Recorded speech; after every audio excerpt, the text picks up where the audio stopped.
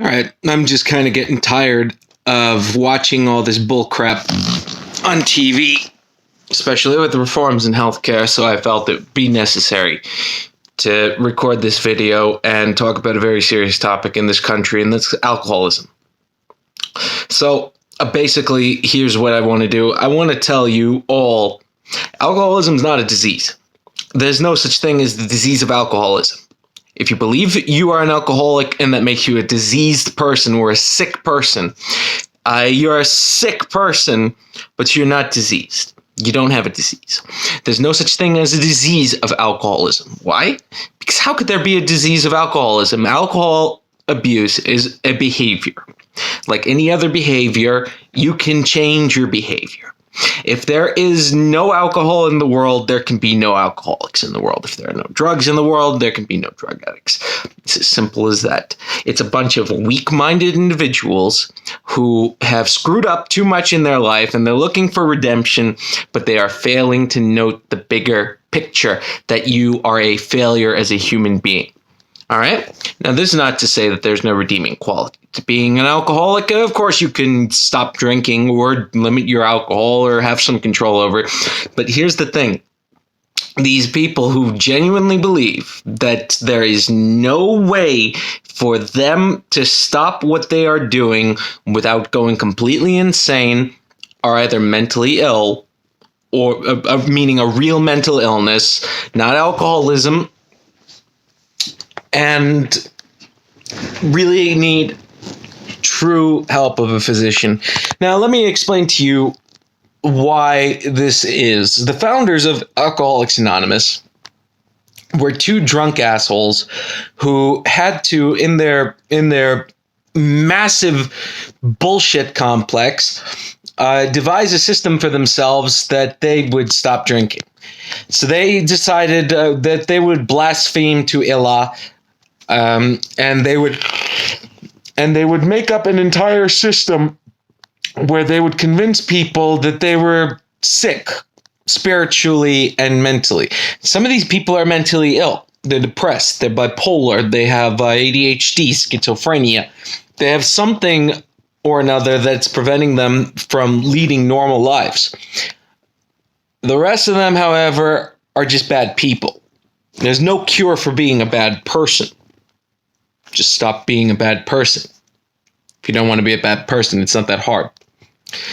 Then there's that point. Oh, it's impossible. You can't. It's too hard to do it, to moderate yourself. That is a lie. If you have to have it all or nothing, then you are a whiny, pathetic little bitch. If you have to have it all or nothing because you see no end in sight, that's depression, or it's bipolar. It's not, or it's anxiety. It's not in any way, shape, or form a character flaw that you yourself have not assumed unto yourself. If your family leaves you because you drank too much and you were an asshole when you drank and you're finding yourself in a position, then be happy for them because they're better off without you. Sorry. Not really, though. If you are truly one of these people who are going to defend Alcoholics Anonymous and defend that alcoholism is a disease, how dare you? Please do yourself a favor and do the world a favor. Commit suicide. Make sure to commit suicide, as a matter of fact. You don't have my sympathies. There are no sympathies for people like you. There's nothing wrong with doing drugs or drinking alcohol or anything like that, becoming intoxicated. Most people can do that. Over 70% of the population regularly consumes alcohol. You're just an asshole. Now let's talk about why Alcoholics Anonymous is a failure in itself. It's a group of individuals who have amassed so much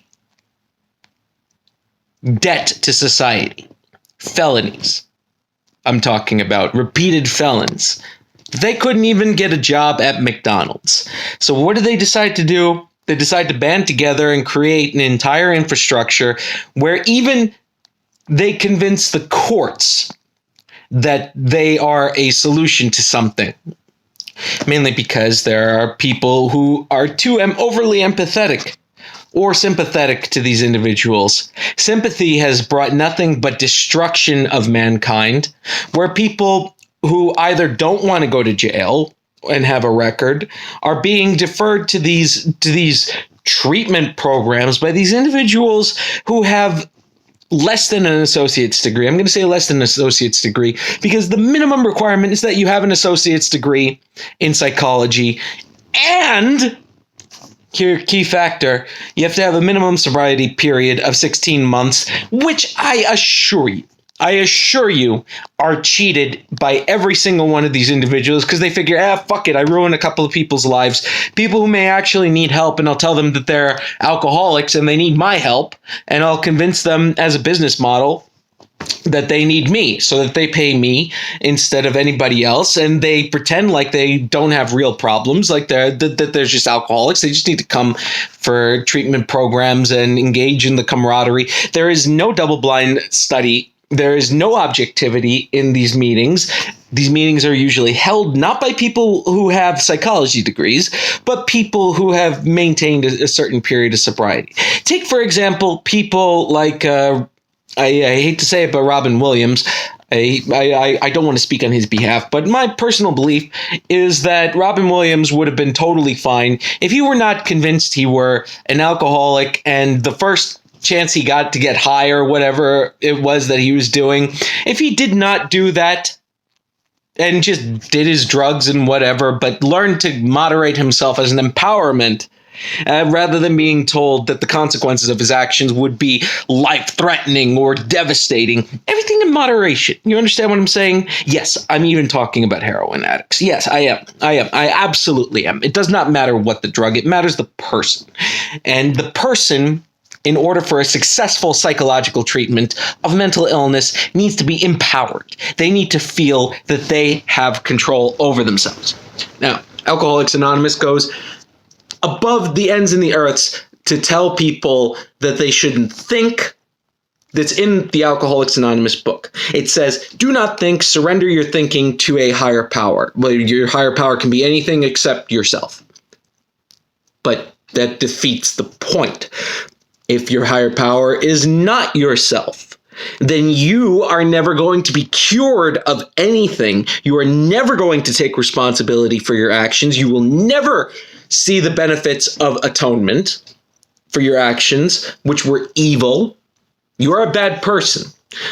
Elah does not make perfect people. We are not perfect. We make mistakes, but we can rise above those mistakes. The fact that people blame other things in creation, like alcohol or drugs, as the source of their problems, are wrong. Drug, like a loaded handgun that's just sitting on the table without anyone touching it, the drugs are not killing somebody. You are. If you don't accept responsibility for your actions and limit yourself before deciding, hey, I should quit everything because, it's just leading me nowhere, which you should always be an open option to you, available to you. But it should be your decision, not by pressure of anybody else. And if you don't want to make that decision, that's fine. You could just be another loser in society. That's fine. And plenty of people, like Robert Downey Jr., who, disgusted with himself, stepping out of a Burger King, he took a look at himself in the mirror, threw all his drugs that he had in the trunk of his car, and then done drugs since. Did AA convince him that? No. But he decided that he was sick of the way his life was. He didn't like the person he saw in the mirror, and he did it all by himself. Congratulations. Other people simply reduce their usage. Those are the most empowered among us, I believe, because those are the people who recognize that there's a difference between controlling your behavior and having your behavior control you. If you believe that you have to have something like a higher power control your life, it is free will. You freely choose your actions when you decide to do these things. And if you back to that whole idea, if you're not the one making decisions, A, no one will get you to quit. B, you will never have that choice available to you because one day it'll hit you and you won't know what to do with yourself. You'll just go off the deep end. Limit yourself is my recommendation. And if you decide to quit, knock yourself out. I have no problem with that. I don't think anybody has any problem with that. Which, alas, brings me to my greatest point. The greatest thing that AA has accomplished is deferred adjudication.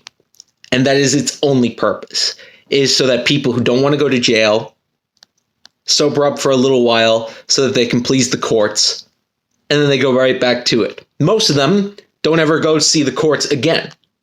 Why? Because everybody gets in trouble sometimes. You're never truly freely out of trouble. That's the point. So these deferred treatment programs do convince people, while denying regular medicine, like drug addicts typically will opt not to take medications because AA has convinced them that all drugs are bad. But medicine is good for people. Medicine is proven to help people. So if you tell the doctor, I'm a drug addict, I don't want to take any pills, and you go doctor shopping for the doctor that's not going to give you pills because I don't want to take pills, I know everything about drugs, you don't know more than a doctor. The doctor's trying to help you, and it probably can help you. But you don't want to help yourself. You want to be lazy, and you want to be absent-minded, and you want to forgo your life over to this higher power, which doesn't make any sense. You are the high power in your life, not this book of AA. Unfortunately, a lot of people are truly penitent, and they truly want to atone for these things that they do. And they are misled by these leaders of AA and taught all this nonsense. There's no such thing as addiction. You can stop anything you like doing at any time you want. It's really easy. Don't do it. Or don't do it as much. Or don't do as much of it. It's a whole thing of responsibility that Alcoholics Anonymous has managed to take away from people. But that's not even the biggest point of it. The whole point of it is for appeasement in deferred adjudication. It has nothing to do with health. It has nothing to do with sanity. It has nothing to do with helping people. It doesn't help anybody. That's why less than 5% is successful. They blame the nature of disease. Bullshit. Doctors have managed to control schizophrenia, have managed to control bipolar disorder, ADHD, depression. People who regularly try to commit suicide, they manage to bring people from that. And you're going to tell me that it's just the nature of alcoholism, that all alcoholics will be. No, it's the nature of refusing people the choice for themselves. People should be allowed to choose for themselves. There are consequences for your actions.